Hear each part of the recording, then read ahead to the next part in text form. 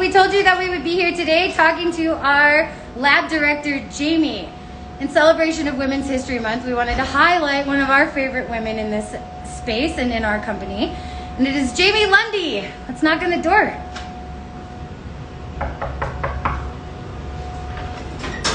Yay! Hey everyone, welcome to the lab. Come on in. All right, let's go in. How exciting. Here we are.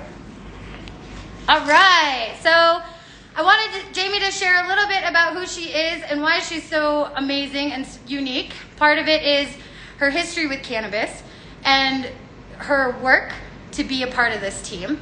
And then also the amazing products she produces for us. So Jamie, tell us a little bit about how did you get started in cannabis? Hey y'all, thanks for having me. I've been working in cannabis for almost 8 years now. All of my cannabis experience has been focused in extraction. I started my career in hydrocarbon extraction back when the private industry was still around. And then I evolved into just being an extraction tech, then a general manager of another MIP and stuff like that, and kind of slowly but surely moved my way up to here at Willie's Reserve. The exciting things that I've been able to experience with my time in the industry is not only the people in the community, but also the intricacies and everything that go into extracting good cannabis products, and then making sure that we're able to always have quality and safe product for all of our consumers. And luckily I have found my home here at Willie's Reserve, where that's one of the big things that we always live by and always send product out by. That's one of our guidelines for sure. Yeah, definitely. High quality products at all corners of our brand and in our product line. Jamie, thank you. I love hearing about what you've done in the past. Is there anybody that you would love to shout out as a mentor? I mean, we all know Willie, but is there anybody else that has mentored you or that has really given you the opportunities that you were able to come this far along in cannabis? Like, what has it been like to work with other people? And is there anybody you want to send some love to? Honestly, I've worked with a lot of great extractors, and it's been an amazing experience above anything else. But I have to say my predecessor here at Willie's Reserve, Jesse Turner, was a huge inspiration to me. He is one of the more knowledgeable people that I've ever met, and was always eager to share and teach that knowledge to other people, which also gave me a foundation to grow and also spread my wings and be successful in my career as well. So it's always nice when you have a community that supports you and make sure that, you know, everyone's successful, not just themselves. Yeah, we love a good community effort around here, I will tell you. There's a reason it's called Willie, Nelson, and Family. We try to carry that on through our company as well. Keep those family vibes alive, right? Well, Jamie, why don't you take us back and show us a little bit about the things that your magic has produced? Yeah, definitely. Let's go. I'll take you guys back now. A little bit about Willie's Reserve is we currently are carrying 2 types of extractions. We are carrying a CO2 distillate product and then live resin as well. I'm going to have Jamie tell you a little bit about our live resin and our distillate. Well, I'd like to kick it off with talking about our live resin. It's one of our newer SKUs here. Willie's Reserve has partnered with some smaller MIPs in Colorado that do hydrocarbon extraction that enables us to produce our live resin products. We really try to stay true to the live resin terp profiles and the actual live resin product and stuff like that. So pretty much what we do is we get our live resin in and we decarb our THCA crystals and reintroduce our live resin terps and stuff like that. And we have our live resin determined by dominance. What we do is we find that we get the terpene profiles for each live resin batch that we do, and that's what dictates whether it's a sativa, hybrid, indica. So everything that you get from Willie's Reserve is going to stay true to its dominance because we have gone through the trouble of testing and ensuring that those terpene profiles are going to stay true. Yeah. That's amazing. So tell us a little bit about each terpene profile. Like, what goes into sativa, what makes your hybrid. Tell us about your indica, or tell us some about your favorite terpene profiles that you've been able to formulate. Well, I'm a sativa addict, so I'm Love really... Sativa addict? Who isn't? We got shit to do. You know, so my personal favorite terpene is limonene. You know, obviously it has many other uses besides being in cannabis, but that's going to be my favorite, that citrusy floral smell that overwhelms you. A personal favorite strain of mine is Ghost Train Haze, which I know is pretty strong with that terpene profile and everything like that. So when we're doing our terpene tests and stuff like that, they'll have up to, you know, 13 different terpenes profiles inside the profile. So what we're trying to dictate is trying to figure out which terpenes are heavy and dominant inside that specific strain, and then we're going to assign it to its dominance. And then what we do is we assign tasting notes to our batches. So you'll see that any of these tasting notes will correlate directly with the specific terpene profile that is inside that live resin cartridge. So we've done a lot of work and a lot of research and development to make sure that our terpenes and our what we're putting out on the shelves are all going to be true to the cannabis form. That's amazing. Tell us a little bit about the hybrid terpenes. I'm more of a hybrid person myself. With sativas, I mean, I got shit to do, and sativa's good first thing in the morning, right? But sometimes it's a little too much. So I love a good hybrid that can keep me kind of, you know, that even keel through the day. Tell us a little bit about hybrids. So for hybrids, typically what we're seeing is now, especially further along in the industry, is that a lot of strains have been crossbred so much. Yeah, there they are. That now they are going to be, you know, they'll have a balance of indica and sativa terpenes, but they do have some in-betweens.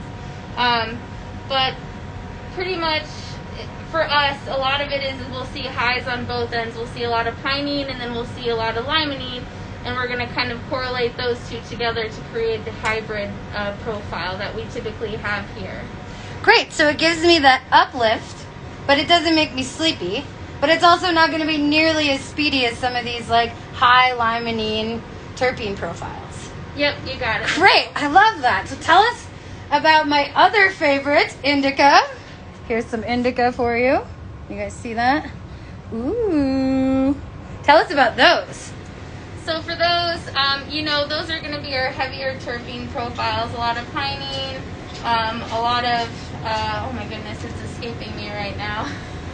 It's okay, it happens. It's that time. It's almost 420 time, so I hear you. So yeah, I get it. And especially with what we have in our live resin cartridges, the 40% terpene, we have 40% of the live resin terpene sauce, which is going to be a part of the formulation. So everything's going to be very terpene heavy and very flavorful. So especially with our indica carts, you want to make sure that you're at home or that you're relaxing somewhere and that you don't have a bunch of stuff to do, because the terpenes are very present and prevalent in our cartridges and stuff like that. So they're amazing.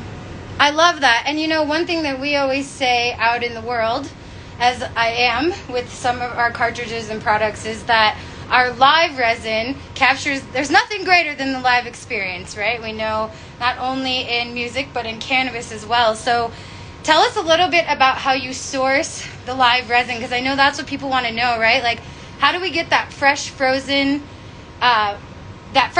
flavor into these cartridges? I hear you on the terpenes, but can you share just a little bit about how we capture that plant as it's coming to the end of its life and really get it into these carts? So for live resin, when you're sourcing, especially when you're trying to source the fresh frozen material, you really want to have a plant that's gone through the longevity of its life cycle. You don't want to cut it down too early and fresh freeze it or anything like that, because that's going to limit the development of the terpenes, which is obviously one of the number one things in live resin. But on top of that, you also want to source from a trusted grow, cultivation, because live resin is very finicky. It has very low yields when you extract it. So you want to make sure that what you're purchasing is going to give you not only the terpene profiles, the potency, but also the yield and stuff like that. That's very important. For us, we go through some hydrocarbon MIPs here in Colorado, and they have trusted sources. Some of them have grows of their own, and we've picked through quite a few, and we finally settled in with about 2 or 3 that have steadily been able to come through for us. And well, they have amazing extraction processes on their end, which you can see on the turnaround side when we get it here. What we're looking for is diamonds in sauce, which is not achievable with every strain that you have in cannabis, because some of them are a little bit too high in fats and lipid content, and or too low in THCA potency, so you're unable to crash out and have those THCA crystals that you're really looking for, and that enables you to have a good separation of THCA crystals and terpenes to create a good sauce. So it's very important that you go through trusted sources that have very good practices, and also make sure that you're building really good relationships with these other MIPs and stuff like that. So we've been very lucky, and we've got a great sourcing team here at Willie's, and the community here, the hash community in Colorado, is close-knit, and it's a good one, so we're happy to be a part of it. You know, and Jamie's saying is the proof is in the pudding. And our lead influencer, Willie himself, he would agree. These are some well-sourced products here. Yeah, so I also want to talk a little bit about our distillate. I'm going to show you guys the distillate. Our distillate is all strain specific. And I would love for Jamie, for you to share a little bit about what has it been like sourcing strain specific products to keep this product line going for so long. You know, our distillate CO2 cartridges were our second product in market, right after the pre-packed flower and joints. I consider those like one product line, you know? So our distillate vape was right after that, and I'd love to hear a little bit from you, like what has it been like sourcing to get all of your cartridges to be one strain and strain specific and true to the strain. If you guys don't know the story, our chief tasting officer gives a full thumbs up to these cannabis distillate cartridges. So yeah, again, I have to say a lot of it has to do with building partnerships with grows, and especially with grows that have true genetics that have strain specific, not overly, I guess, crossbred to a point where the strains are unrecognizable. Of course, we do have some of those, but we typically, the ones that we do get are already a big hit and came out of the door swinging. So for us, we are able to extract cannabis terpenes through CO2 extraction. So all of our distillate cartridges have cannabis-derived terpenes. There's no botanical terpenes, artificial terpenes in our cartridges whatsoever. We also don't use any additives. Everything in our cartridge is cannabis-derived. So that's exciting, and it also bodes well for our quality, because it's something that we're able to control, and that we know every time that we're putting a new strain or a new cartridge on the shelf that it's going to be a quality product. And for us, you know, we not only try to strive for quality, but we also try to strive for purity. So any of our cartridges that are distillate are going to be sent out, they're going to be above 80% THC.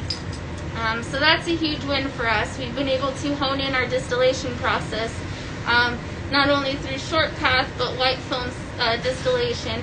And we've been able to consistently get our potencies in the low to mid 90s every time. And that would just be the raw distillate. But that enables us to dilute down that distillation with cannabis-derived terpenes and still be able to send that out at a high potency rate.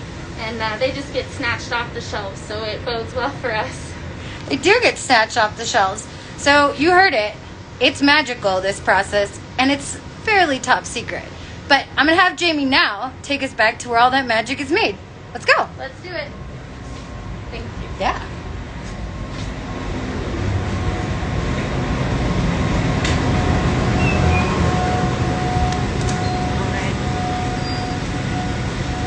Cool. And we can't show you everything because this is where we keep all of our secrets. But I am going to have Jamie share a little bit about what makes our secrets so special. Alright, so yeah, sorry for hanging out outside the booth. The evac fan is just a little loud in there, so it's a little bit easier for everyone to hear me if we're out here. In here we have our CO2 extractor, we use an IES, and I think we have one of the first generation IESs that were put on the market. This machine has many capabilities, and especially with a lot of, the extractors that have worked here before me and stuff like that, we've been able to produce parameters on the extractor that enable us to not only extract our cannabis-derived terpenes, but also to extract the waxes and lipids post-extraction.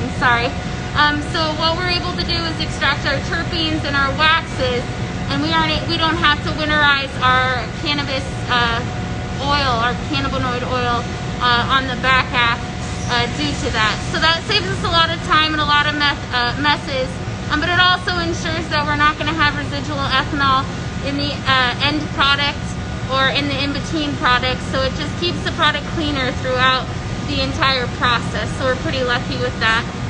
And what we have here is we're running a wax run right now. So we're going to extract all of our waxes, and then we're going to be able to decarb our plant material, and then we'll be able to do our cannabinoid runs after that, which makes our lives a lot easier over here.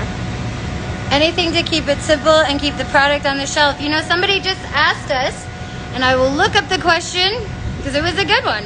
Can you explain more about the THC percentage on the products, what they mean as far as potency? I think that's a great question. Thanks for asking. So potency is another word, I guess, for purity. So when you're talking about the potency of our cartridge, and all of our cartridges are at least going to be 80% THC, that means 80% of that total mass in that cartridge is going to be THC. That's going to be what gets you high and gets you that psychoactive feeling that you get when you smoke our cartridges. So you know, when you just use a minute puff of our cartridges, it's going to get you there pretty quickly. So that's 80% of the total mass, but we also have other cannabinoids that are going to be inside the cartridge as well. There's CBG, CBN, CBC, of course can't forget CBD and stuff like that, but also our reintroduced cannabis-derived terpenes as well. There you have it, folks, straight from our in-house expert. Well, it is 3:18. It's about to be 4:20 somewhere. I'm going to go. Jamie's going to get back to it. Thanks so much for joining us. We look forward to seeing you again.